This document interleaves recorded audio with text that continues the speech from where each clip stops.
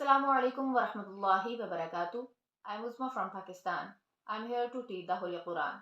Our beloved Prophet sallallahu ta'ala alaihi wa wasallam has stated, "Khayrukum ma ta'allama al-Qur'ana wa 'allamahu." It's been the best among you who learn Quran and teach it to others. It's really important to teach the Holy Quran with proper pronunciation because Arabic letters have specific sound. This is especially crucial for non-Arabic speakers as saying words incorrectly can change their meanings. I have experience teaching students of all ages.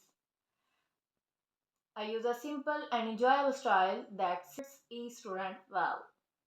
I encourage them to follow up a daily routine like dua, namaz, and Islamic studies. أنا اسمي يزمة. أنا من باكستان. أنا معلمة القرآن. أدرس القرآن الكريم وأحكام التجويد. لدي خبرة التدريس أكثر من 10 سنين.